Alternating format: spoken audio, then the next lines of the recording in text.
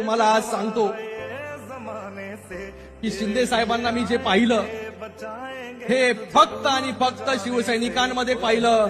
मला एकही आठवण जी आहे ती लहानपणाची आठवत नाही की शिंदे साहेबांनी जे आहे माझ्या बरोबर जे आहे हे चांगले क्षण जे आहे ते त्या ठिकाणी व्यतीत केले असतील. कारण की सतत लोकांसाठी आम्ही नेहमी पहिलं खूप त्यांना कंप्लेंट करायचो, अरे आमच्यासाठी कधी वेळ देणार, आमच्यासाठी कधी वेळ देणार.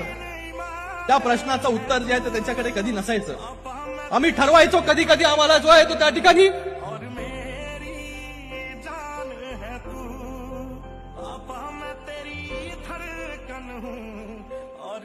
मला पण अभिमान आहे माझ्या बापाचा